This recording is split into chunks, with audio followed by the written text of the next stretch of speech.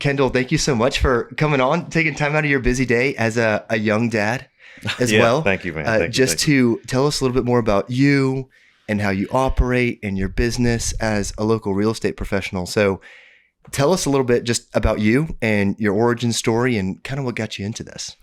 Wow, man. First off, thank you, man. Thank you for having me on your platform. And you have an awesome setup here, man. This is just really mind blowing. I'm really appreciative to be here. Yeah, thanks, man. Well, man, I always took an interest in just helping people. You know, I mean, that starts there. I know a lot of people say that, but I really do. You know, serving people is a big thing. Assisting people in ways that they can't assist themselves, whether it be knowledge, instruction, guidance, whatever the case may be. So it kind of goes back into,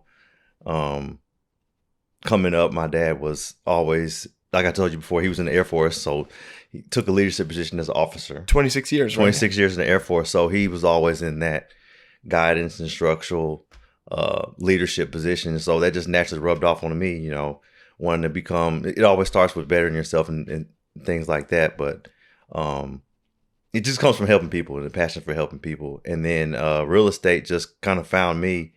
I really took my first interest in real estate investments. Okay. And that's still something I'm working on now, but just with you as an investor to begin with? Correct. Is that what you mean? Okay. Yeah. So fixing and flipping. I actually started off with wholesaling. Okay. I was in Chicago at the time and took a course from Dean Grossi. I can't think of his name right now. That sounds familiar though. Yeah. Okay. So it was Real Estate Profits from Home. That was the name of the home course.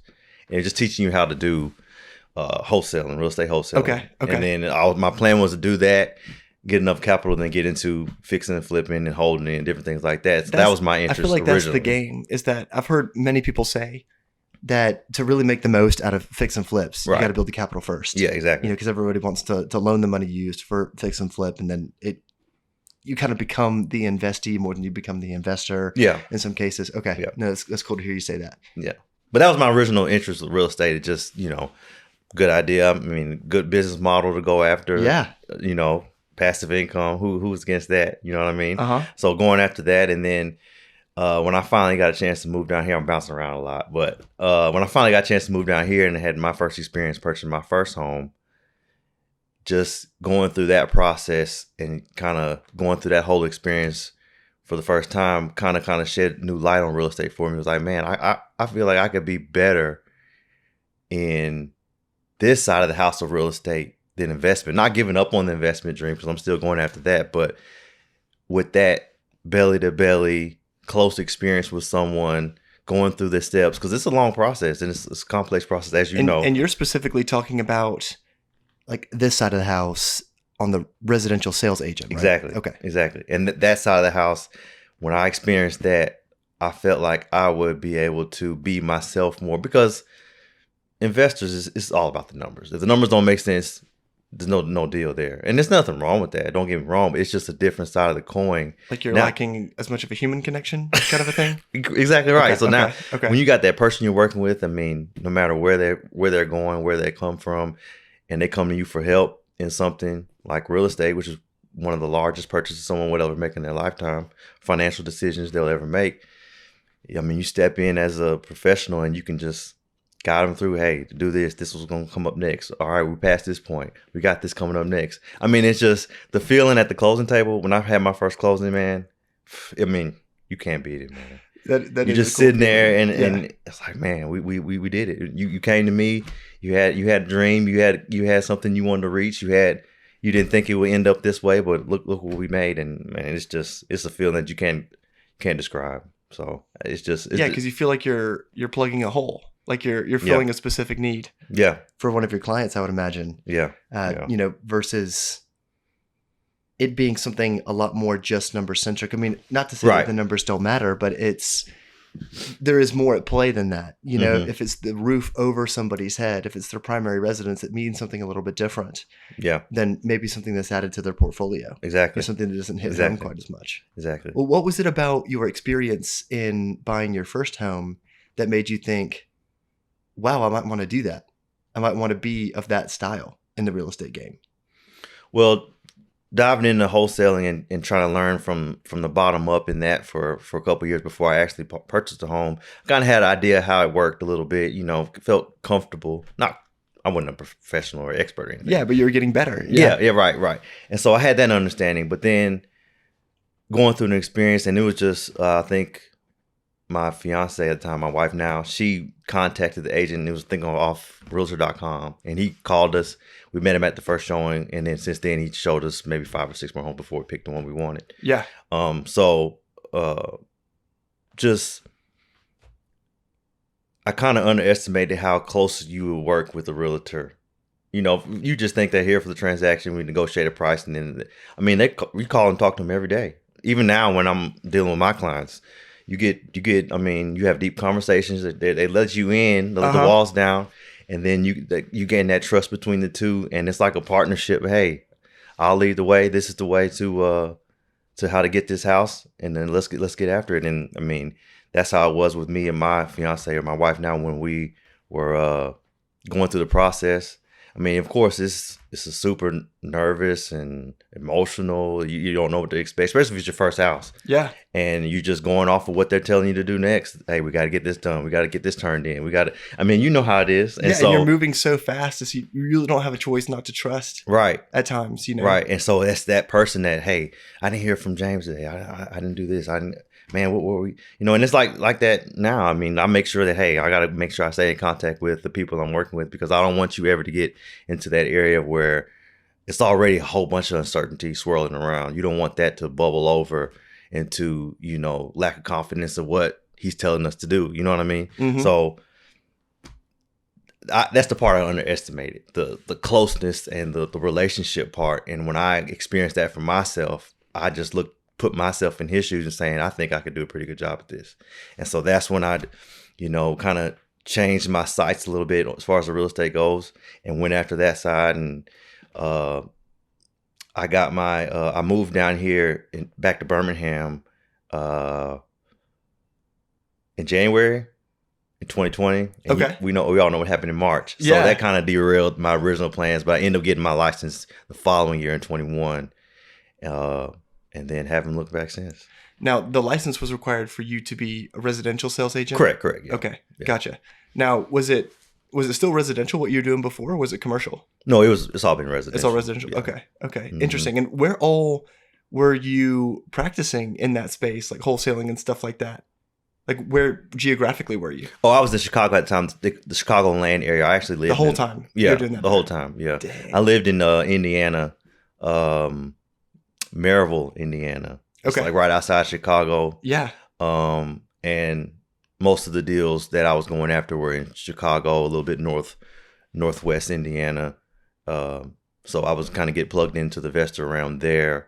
That's where I kind of went about. Now, I didn't close any deals, unfortunately, but I got a lot of experience, a lot of negotiations, met with a lot of people, added a lot of big cash buyers on my list to wholesale to, saw a lot of homes. And it was just an experience piece for me that I felt like I was maybe a deal or two away from actually getting something closed. But I don't think people realize that. I don't think they realize how much work it takes just to get the first one. Yeah. So it's like I don't think I realized it at the time. Yeah, I mean, I would imagine that's what kind of deters some people from getting in. That may deter some people from staying. But at the end of the day, it is a lot. Like you are putting a lot on the line to represent your people. Yeah. And to get them to something that may happen for them. And you're only really, compensated in any professional kind of manner, like any financial way, upon delivering that result. So if it doesn't happen for you either. Right. Yeah. So I just think that's interesting. So when did you realize that, hey, my switch to the residential sales space, when did you know, that was a good move? Like when did it like click for you and land? Okay, like I'm at home. I'm going to continue down this path. I'm not going to go back to wholesaling. I did make the right switch. Was there an aha moment, or was it more of, hey, it just made more and more sense over time? I think the aha moment was the process of buying my first home. Okay. And I knew that who I am, like I said, loving to serve people and a people person in so many aspects, would be able to show more, of course, on the residential sales side, working with someone, helping them purchase. And then once I knew that, it was, hey, what's the next steps? What I do to get my license? How do I get in the game? Where do I go? Where's the best brokerage to serve at? To work at, and it just I never really second guessed it. Really, I never once I had that experience. Man, I think I can do this. Talked to my wife about it. She was like, "Yeah, go after it." That was it. I love that. That was it. Like, what do you think? Should I? Yes. Yeah. That's all you need to hear at the end of the day. You are convicted. Go. I trust you. I think that's awesome. Yeah. But it sounds like in all of the avenues that you've pursued, that you front loaded your education. You know what I mean? Like you're learning from people that you can find, whether it's courseware, whether it's a team, whether it's just somebody that you need to latch onto to be a lot better at what you do. Yeah. And now you're the most independent that you've ever been, right? Like in your current stage? Currently now, but I'm actually making a transition to another real estate team and trying to up that education, up that experience. You're proving me right. Yeah. I mean, absolutely. I'm all about getting better. I mean, that's been my thing since I was little. You're growing or you're dying. You're growing or you're dying. Either you're getting better at something, even if it's just a small bit that you can't really notice on a daily basis, you're always getting better in some way or facet. That's the way I'm looking at it. And I played sports growing up, so that's where the basic comes from. I mean, when you first pick up a baseball or a basketball, football, you can't throw. You don't know what you're doing. You can't catch it, but it's just a daily grind. And then you look up and say, man, I've been playing for 4 or 5 years now. I think I'm pretty good. You know how that light goes off. I feel like I'm pretty good. I can mix it up with the best of them. And that's the way I kind of just take my mindset to anything that I go after. Don't get me wrong. Hey, sometimes, the doubt creeps in, the experience creeps in, the questions of, man, can I really do this? Or did I make the right decision? That always is a part of it. But you just got to persevere through it. And that's what I'm learning to do on a daily basis. I'm not a finished project, so I mean, everything is just a learning experience and just trying to get better. Yeah, I mean, the best masters never stop becoming students. Right. What they say about Michael Jordan? Like every summer he would go back to UNC to practice fundamentals. Right. Yep. Like I absolutely love that. Like you can't stop learning, and you can't have so much hubris that you think you figured everything out. Yep. Which I think is absolutely fascinating. Okay, cool. So that's cool. Like you're teaching me some things too, like learning a little bit more about your story. I appreciate that, man. So it's been several years now, like since you've been here in this area practicing right in the residential side. So, I mean, what is it that you end up liking the most? Is it the fact that it is so incredibly client facing? Mm-hmm. Is it that human connection? Is it understanding someone's investment value in the purchase that they're going to make and translating that to them, helping them digest that? Do you like it when the market shifts because it keeps you on your toes? I mean, because it's all variable. It's fluid. You know what I mean? Like the people who have been in the business the longest often say, man, like we see trends come back and cycle over time, but it's hardly ever the exact same in any one period. And the change from 2 years ago to now has been some of the, most dramatic in terms of change in the history of the end. Yeah. Can I say that? Yeah. Well, I don't think that it would be easy. I don't think it would be an easy sale for somebody to argue against that. Right. You could have an argument about it, but it would quickly just turn into a battle of opinions. Right. And there are a lot of people who agree with what you just said, right? It's been the most dramatic change in the history of the industry. So, I mean, you've been through that. Like you came in when it was hot, you survived when it was not. So what is it about it that keeps you excited every day? Is it the variability? Like, is it the change? Is it, the growth and scaling of your business? Is it just that you're always learning? Is it the people that you work with, not just the people that you work for? Yeah. Like what kind of keeps you going? Man, you threw a whole bunch out there. I think it's all of it, man, to be honest with you. I mean, because we work in the industry that, like you said, you had COVID in 2020, just had this big recent news of probably one of the most major changes that we've seen as far as industry-wise in a long time. Right. So you throw those two in there alone, and then you're looking at, the most change ever, So the fluidity of the industry, the limitlessness of it. Yeah. Yep. I mean, you can't. There's really no ceiling on it, on what you could do, how big you can get. I mean, there's some crazy stories out there. There's some people doing huge huge businesses running whole coast, you know what I mean? Well, as far as residential sales go. And then you can bring it down to the small level of working with a first-time home buyer, working with a federal veteran. They're buying their first home for their family, working with the older couple. They're trying to find their forever home. I mean, it's just, you can mix and match it so many different ways. And I think it's just reflective of how life is. I mean, you got change all the time. You meet different people every day with different backgrounds, got different goals, but real estate is what brings us together. And I happen to be pretty good at what real estate it requires for residential sales. I can help you out. What do you got? Let's go after it. What do you, and that's, then my tagline is, my goal is to help you reach yours. So I want to figure out what makes you, what wakes you up in the morning? What's that burning desire in you? What do you love to do? I know you want to buy this house, but why? What make this area so special to you? Why do you want to be on this side of town? Why you want to have this why you want a farmhouse in the backyard so you can feed the chickens in the morning? Like, what is that? Oh, I grew up on a farm.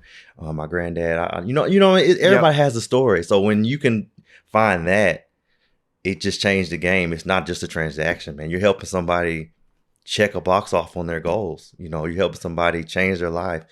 I had a client, they wanted to find a better situation for his father was living with him. He wanted to have his own kind of quarters, on the basement level with a bathroom and a kitchen where he could kind of roam and do his own thing. I mean, that's life changing if he's never had that for us. You know what I mean? So it's just, it's a little mix of everything, man. You got the change, you got the impact, you got the limitlessness. I keep saying it's a tough one, yeah. But I mean, it's just. But I feel you. It's just all encompassed in one, man. And it's when I kind of took that little brief period of kind of thinking it over, like making this move. I mean, I felt like I'd be perfect fit for it.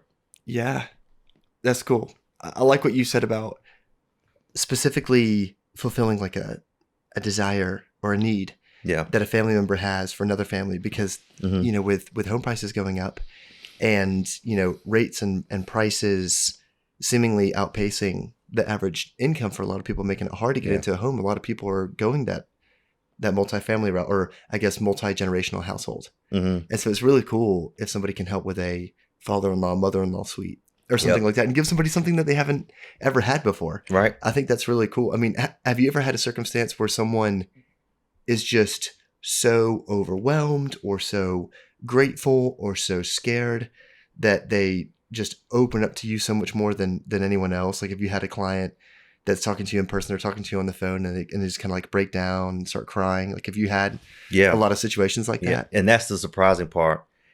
I kind of realized when I was going through it, but then you see it even more so when you're on the other side and you gain that trust fully of the person you're working with.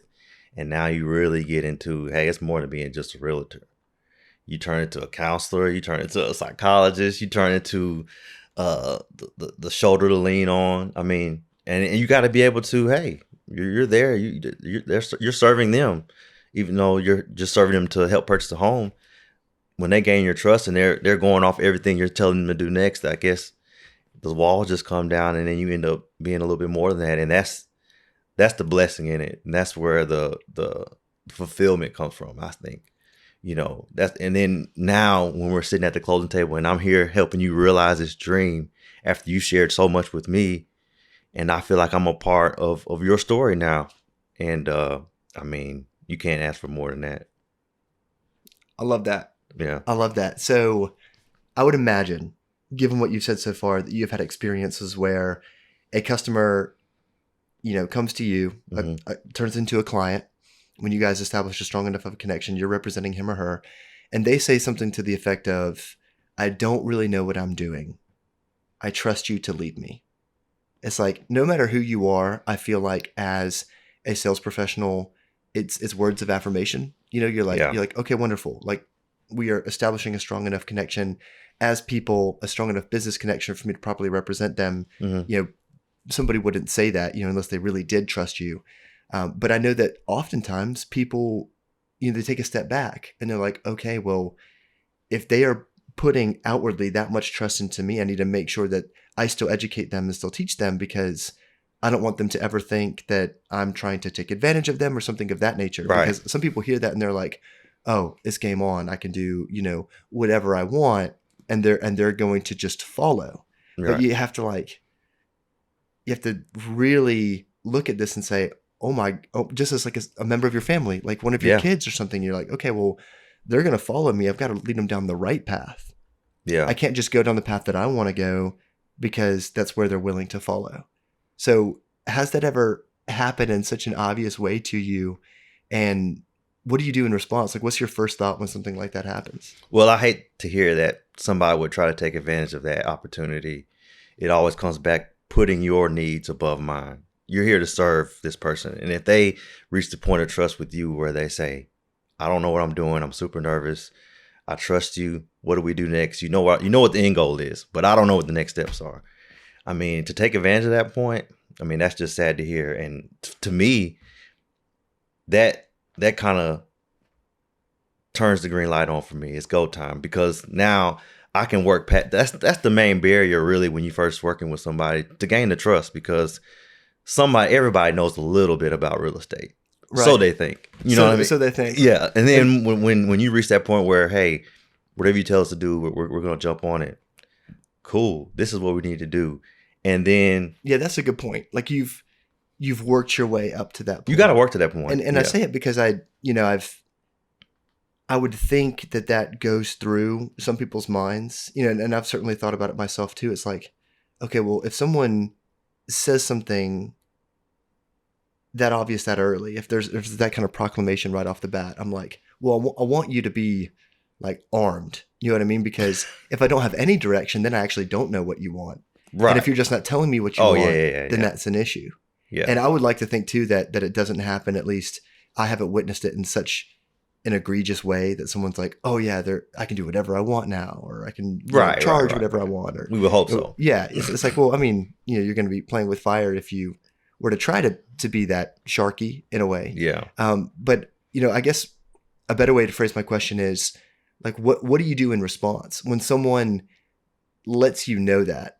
Because sometimes you wonder like how much trust you have, because not every client tells you. Yeah. So when they tell you and they affirm that to you, like you're my guy, go take lead, I will follow. What do you then next do? What do you say to the borrower, and what does it mean to you? Well, first I let them know that I appreciate that they have enough faith in me to lead them down this, road that they are unfamiliar with. So, of course, at that point, internally, you feel like honored almost that they feel that way about you, even though we've only had a few conversations probably at that point, maybe met once or twice, probably showed them a few homes. And then because the game doesn't really, I know I'm going all over the place, but the game don't really begin. Yeah, I love it. Until the offer is accepted. Mm-hmm. I mean, the common belief might be of realtors that don't know much about the industry, people that don't know much about the industry, that, hey, we just door openers. We just call them when you need somebody to unlock the door and get the keypad open to get in the house. Yeah, you're just searching for opportunity at that time. We haven't even done anything yet. All the miles we drive and all that, that's just the beginning. When we get in there and now you have an offer on the table, a couple of years ago, multiple offers were just everywhere. Now you got to really earn your keep. You know what I mean? So now we're getting in there, and then we finally get it accepted. Now you got to get to the table. Deals fall apart all the time. I mean, so that's when the really work begins. But when they voice that to me and they say, hey, we want to do whatever you tell us to do, it almost add not extra weight, but now your performance, even though I plan to perform well, and I hope people are happy when they work with me and they feel like they made the good decision to work with me. But now, not pressure, but now you really have to show your true colors, because they're giving you the green light to do that. So now it becomes more of the relationship piece comes a little bit more into play, and transactional falls away when they give you that open door where, hey, we're willing to do whatever you tell us to do. So even though you always go after the relationship, that kind of just affirms it, and it's kind of set in stone. And now we really can go along this journey together because you allowed me to. I like that. Yeah. It's now you have more responsibility because almost, yeah. There's something that you have to answer for. Yep. And that's that. Because at the end of the day, you told us to do this. You know what I mean? You told us to do this, and it didn't work out the way. You see what I'm saying? I mean, that's always there. But when they sit down, look you eye to eye, and they tell you, we're trusting you. I mean, now you're like, if you don't really have, I don't know if it's the appropriate phrase, but I'm going to use plausible deniability. If you don't have the plausible deniability regarding their choice, right, then they would say that, I would think. Yeah. Like, hey, we trusted you and we followed this. It was your choice. Mm-hmm. You know, it's great when it works and it's horrifying when it doesn't, you know, because you feel bad. Yeah. Because nobody, not even somebody who's been doing this for 40 years, has every answer. No. You know, because we're still dealing with people. And it's like, not everybody's going to work the same way you do, because somebody might be selling their home for the first time. Somebody may be buying their home for the first time. Somebody may be getting completely different advice on the other side, whether it's good or bad, from another residential sales agent. Yep. And so it could be all over the place. Yeah. And it kind of keeps you on your toes. Yeah, it does. So what about like your own experience, being a part of a military family and also being a part of that environment yourself? Like, talk to us a little bit about you and your background from a military perspective and how it's made you better as a real estate sales agent. Yeah. So, man, my dad was joined the military a while before I was born, so that's all I knew for the most part. We moved around a bunch, lived at Warner Robins, we lived in DC. I was born in Colorado, so I mean Colorado Springs, where I was born. So my dad was stationed there. Me and my brother were born there. We lived in Arkansas, so we bounced around a lot. So, and not a lot of people know this, but I was homeschooled for up until the fifth grade, because we're moving around so much. It's just easier to homeschool. So me and my brother my mom was my first teacher. So that was a great experience. But military just helps you look at life in a more of not a mission, or it's just systematic, you know. My dad is like that. You know, he's always got something he's planning to work towards, or he's working towards something or accomplishing something, and just so driven and you know, arming himself with knowledge and training and different things like that.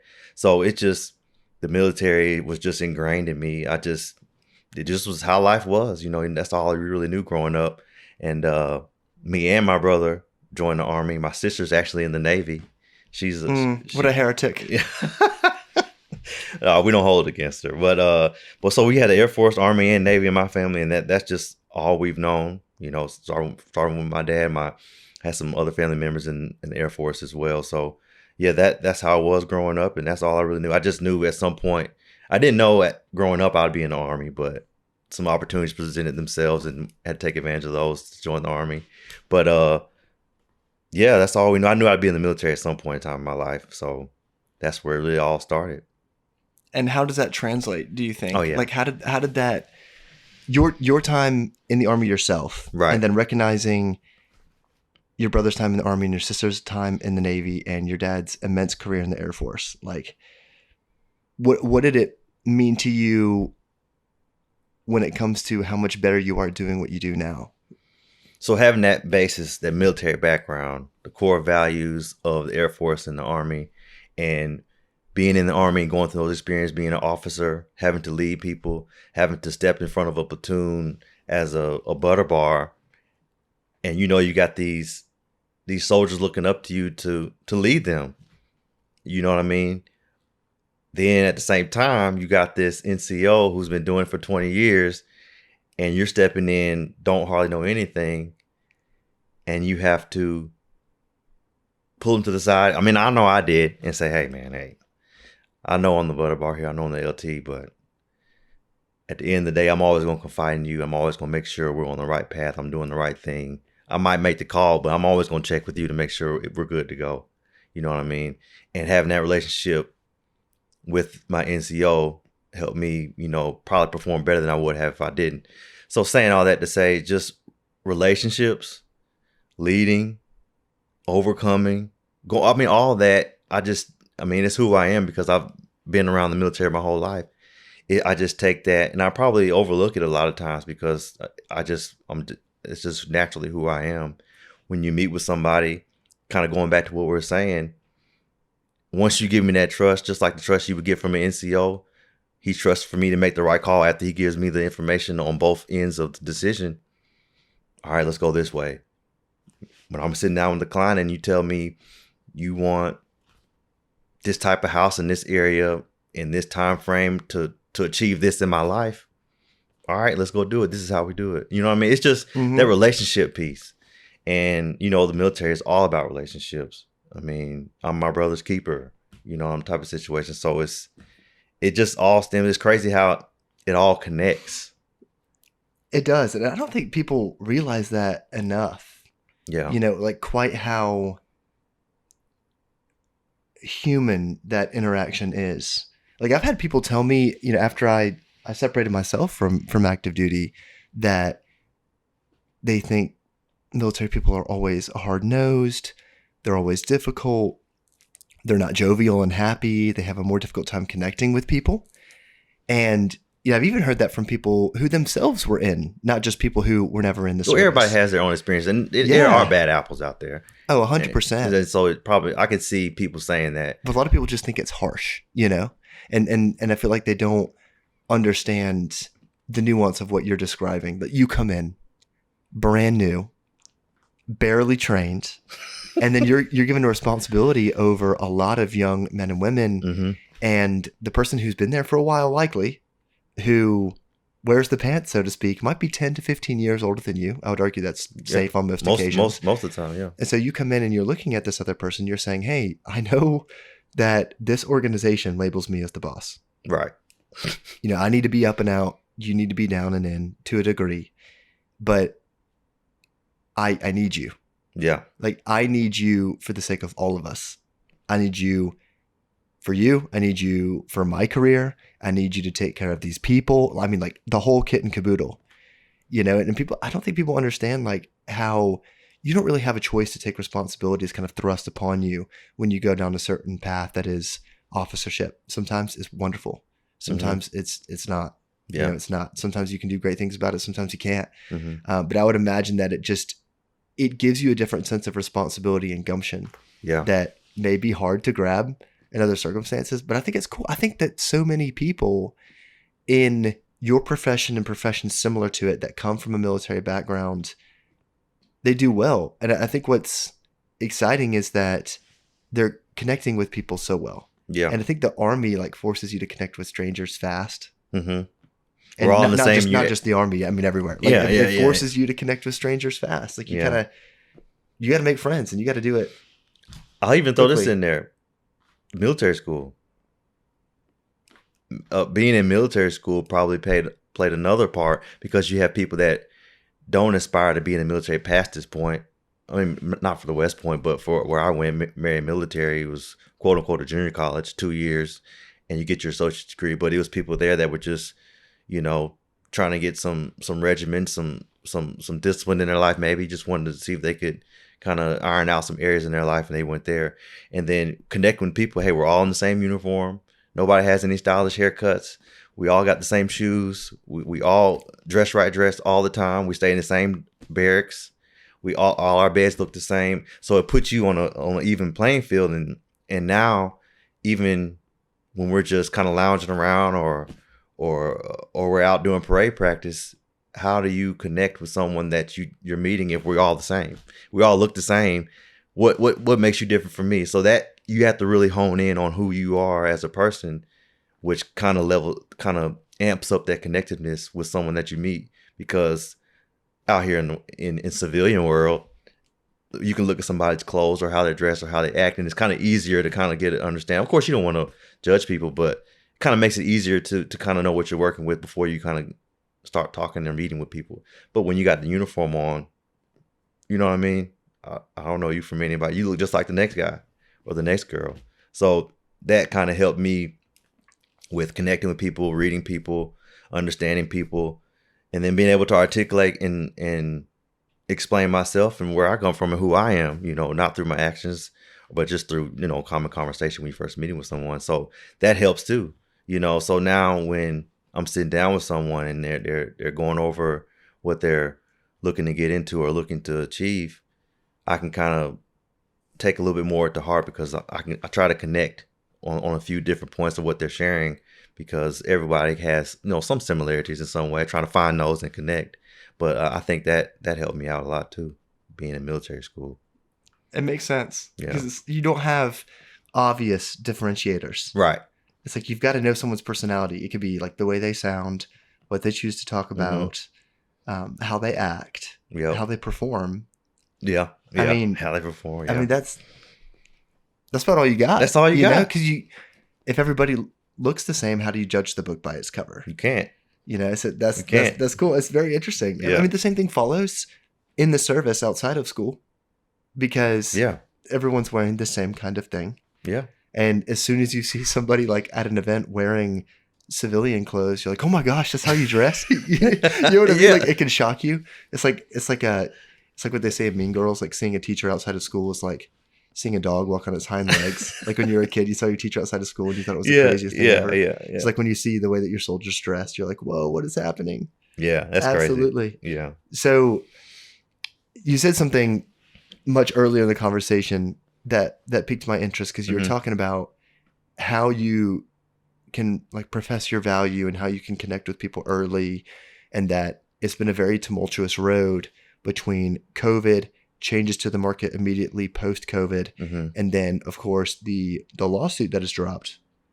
And I don't know if it's fair for me to say that people are overreacting, right? Because I'm not a member of your industry, but I don't know that everybody is reading, and I think a lot of people are watching the news and they're getting a very channeled interpretation of what all this means. So at the end of the day, what does it mean to you, and does it just further promote what you're already doing, or do you think it's going to demand a change? It's going to demand some tweaks.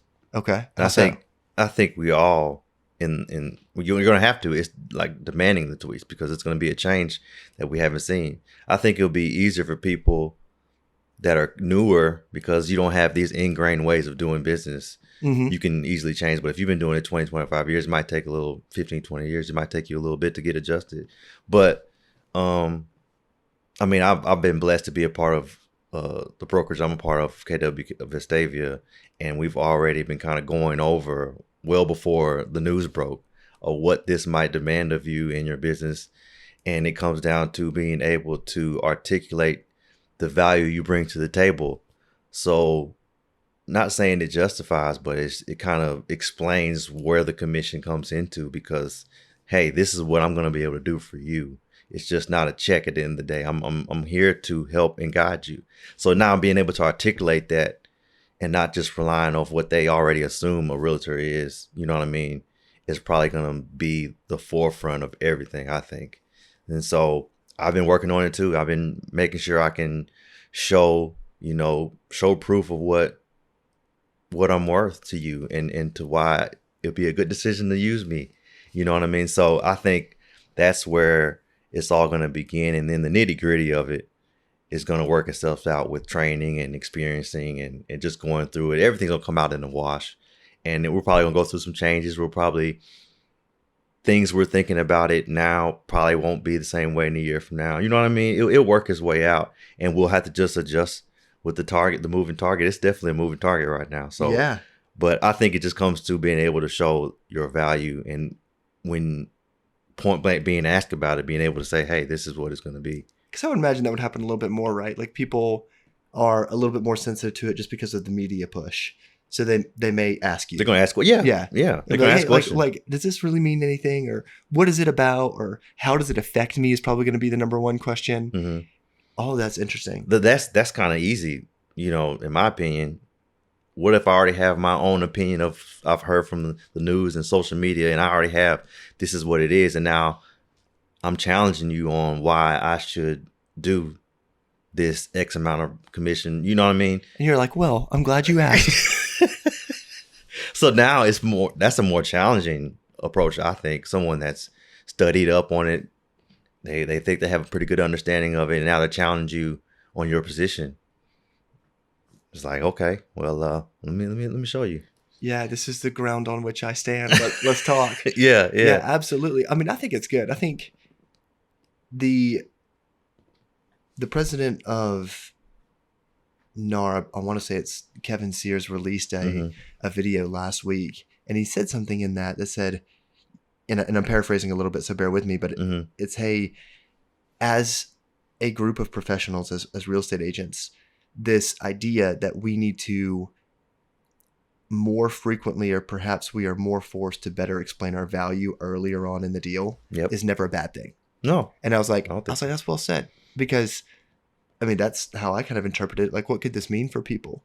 And it's like, all right, well, I mean, you might need to have a conversation a little bit differently about different things, because commissions between real estate sales mediums are not as advertised. Right. So how do you overcome that? And how do you talk about that to make sure that everyone is protected? And it's knowing up front, right, what it is and what it means. I think is making sure that everyone's protected, because like you said, when you were shopping for your very first home, you didn't really know what all was expected. You didn't really know what all would be demanded of you or your sales agent. And you're like, wow, like this is actually a lot, it's actually not. Yeah. But it's still technically optional, So like, of course there needs to be a value proposition, as people like to say. Like, what's your value proposition? Right. That you have at the beginning of, any conversation with a new potential client. Yeah. So, other than that though, what are you seeing in the market right now? Because we're getting further into spring, like in the beginning of spring now,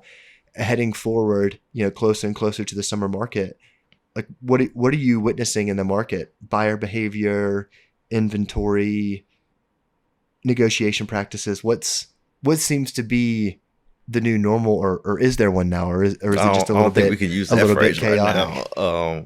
But I think it's different pockets in the Birmingham and surrounding areas. You have, like, smaller markets will perform differently than other markets.